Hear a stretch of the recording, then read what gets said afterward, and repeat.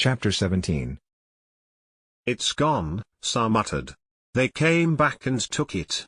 The lizard man stared glumly at the smooth rock wall beyond the heat shield. "You're sure there's no other place it might be?" Dr. Shaw asked. "No." Sa shook his head. "No other place. It was assembled down here. It must have been driven through the solid rock and the heat simply remelted the wall behind it. I'm afraid the mole is gone forever. It may lie countless miles from here or just a few feet beyond the wall. There is no way of knowing. But why wouldn't the outsiders stay in the city?" It was Gary who raised this question. "I mean, if they were away during the plague, then came back to find the city empty, why would they take the machine and leave again? Couldn't they just move right in and take over?" Sa sighed. "No. You see the glass heat globe over there by the heat shield controls? It is a warning device. Similar ones are spotted at various places outside the city dome. If they turn on a bright red, it indicates that the city's atmosphere is contaminated and deadly. These warning signals were installed as safeguards during the earliest days of the city, when we had occasional breakdowns and lost large numbers of our people. Anyone working away from the city proper could thus be warned and remain outside until the signal shut off. I imagine the outsiders saw the warning light indicating I had flooded the city with vast X-gas. They might not have known exactly what I had done and were afraid to go up this tunnel to the city. Perhaps they panicked and decided to seek refuge in the mole. But you said that someone took one of the paracars, Gary reminded him. They'd have had to go into the city to do that. Sa made an impatient gesture. "We'll never know. Maybe they were somewhere in the city just before I left. I may not have searched as thoroughly as I should have. It's a big city. Perhaps they took refuge outside the city.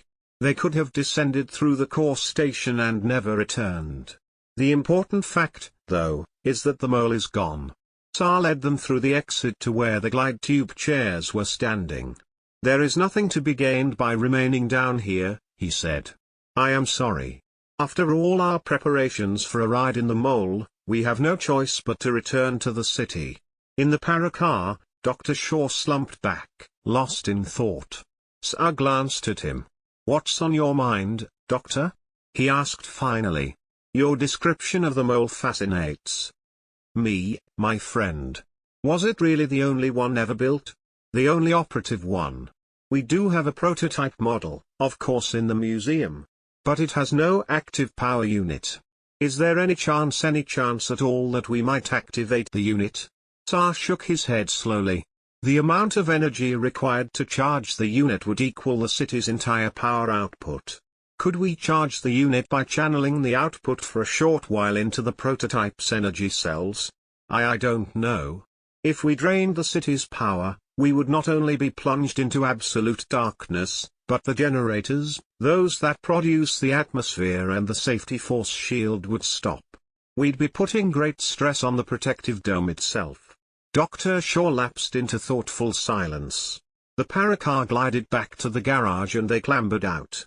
Suddenly the doctor said, "Sa, would you mind showing me the prototype of the mole? If you like. It's just across the way, in the museum." The rest of the party headed back to their apartments while the two oddly matched scientists crossed the street to the museum. "The machine is located in the rear of the library area," Sa said. "But if you're thinking of powering it, I can assure you the task is, I know, impossible. Still, we just might come up with some far-fetched idea. Anyway, there's no harm in thinking about it." "You are an optimist," Sa said with a grimace. "And you, my friend, are a pessimist," the doctor replied. "And all too human." Even as he said it, Dr. Shaw saw past the alien features and knew that his chance remark was true. To the doctor, Sa was a human being. An hour passed. Time had ceased to have meaning, for the mole was a wondrous thing, and the very sight and touch of it excited the doctor.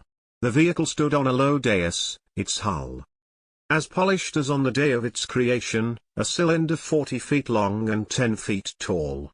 Its burnished skin was slate blue and seamless, From its blunt nose to the equally blunt tail, the mole could operate from either direction.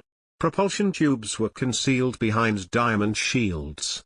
There seemed enough headroom inside even for Sa to stand erect. The operating mechanism is simple enough. Sa explained. All that's lacking is the energizing of its force drive. Get inside and I'll show you how it works. He waved a hand in a complex series of movements before a barely visible indentation on the hull's center and a part of the surface abruptly slid to one side, leaving a large opening. The solenoid still works, Sa nodded. At least we have enough power to manipulate the locks and turn on the lights. The operating controls of the mole consisted of 3 buttons on the armrest of the pilot's seat.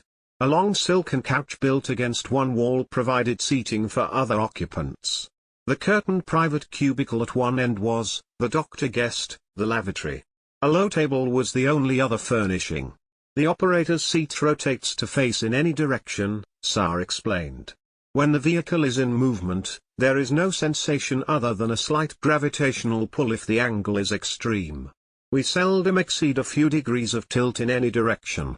How do you know where you're going? Asked the doctor. There is little to actually see, Sa replied. We would be passing through liquefied or vaporized rock. Once we reach a desired point, we activate the scanner to see what lies outside the hull. He pointed to a mirror-like section of the ceiling. Watch. He then pressed the middle button on the seat. The screen immediately glowed pale lavender and Dr. Shaw grunted. It seemed as if the mirror had vanished, leaving a circular hole in its place. He could now see the walls of the library outside. Wonderful. He grinned. The first button starts the mole forward, Sa went on. To change direction, the pilot simply slides the button in the direction he wants to go. And the last button opens or closes the exit. That's all there is to it. The doctor was visibly impressed. Closer scrutiny revealed storage areas underneath the couch, where food, drink, and miscellaneous items could be handily placed. The food stockpile he supposed would be concentrates. All operating controls are concealed in the space between the inner and outer shell. These shells are quite thin, but capable of withstanding fantastic pressure and heat. I see, nodded the doctor. But how is the mole energized? The energy cell is actually quite small. No larger than your hand. But the cell's capability can be measured in billions of volts. The conversion is nuclear, of course. It comes from highly compressed material which we obtained from the core of the Earth. Dr. Shaw shook his head in bewilderment. Hold on, my friend. You're leaving me way behind now. Sa smiled patiently. Try to visualize. What happens to any material which is squeezed together at the center of our planet? The molecules are so highly compressed by the incredible pressure from all sides that a grain would weigh pounds. I give up. Dr. Shaw groaned. Don't bother to explain that part. I'll take your word for it. Sa smiled. We have the advantage over you, Doctor, he finally said. Several million years advantage in research. But I'll explain it when you obtain the necessary background from the inductor. I'll have to submit to another session, I suppose, the scientist said with a faint shudder. But I scarcely relish being brainwashed by a chair. No, my friend. Inducted. Given the knowledge that your mankind would otherwise be denied for ages to come. They left the vehicle and slowly made their way back to the apartments. You're right, Dr. Shaw conceded. Perhaps, when this knowledge becomes mine, I can make a personal contribution to our project. Maybe then we will find the final answer, and bring them all to life. Another precious day had passed, of the 10 they could spend here in the underwater regions. But it had been a fruitful day for Dr. Shaw. The second session in the chair of the inductor library had been prolonged, while Sa transmitted to him the detailed knowledge of Hadean science research and attainment. Resting in the small recovery room, the doctor sipped the hot cup of male that had been given him by the solicitous lizard man. Phew. He exhaled and slumped back, his face still ashen. This machine could make a genius of an idiot. Then he straightened, his expression was businesslike. All right, friend. Now let's see what we can come up with, working more or less as equal partners. They worked far into the night, evaluating and discarding one idea after another as unfeasible. The city's artificial night closed about them and the indirect lights softened to a velvet violet. Staring out the window at the quiet avenues below, Dr. Shaw chewed meditatively on the stem of his unlit pipe. Maybe the answer is too simple, he grunted.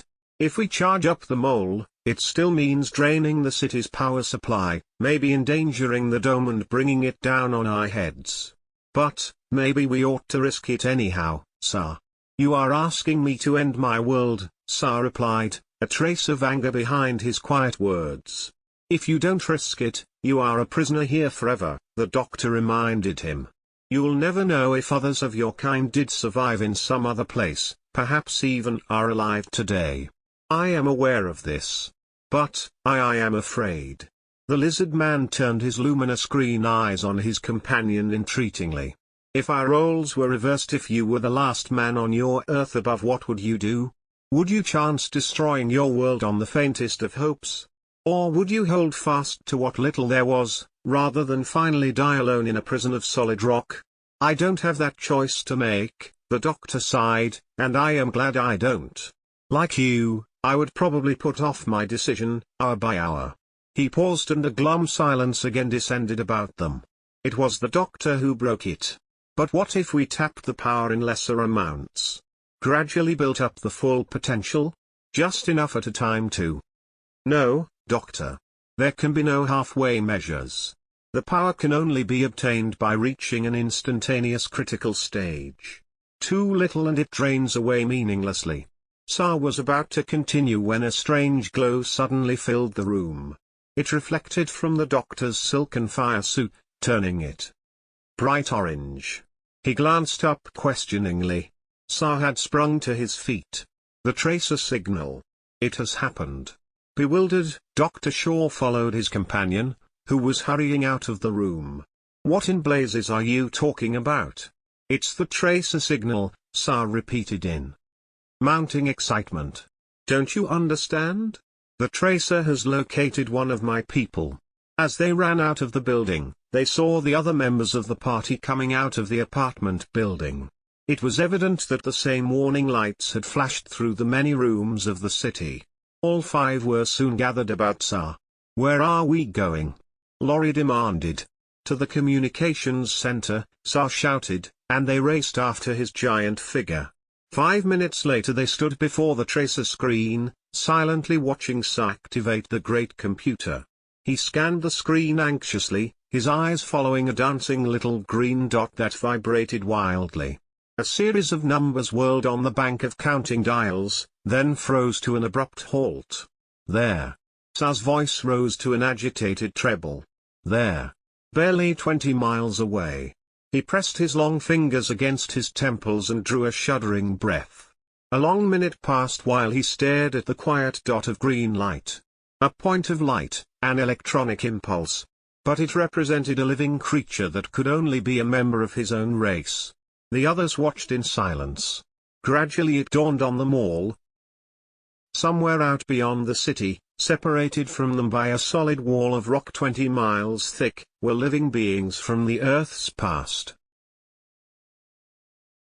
Sa pulled himself erect and slowly turned to the doctor. Your question is answered, he said. We no longer have a decision to make. It has been made for us. Gary stared around uneasily. What's Sa talking about, Doc? What's been decided? Well, my boy, we're through waiting. In a few hours we are leaving Hod, said Dr. Shaw. Leaving the city? Gary blinked in bewilderment. He turned to Sa. Where are we going? Down toward the center of the Earth.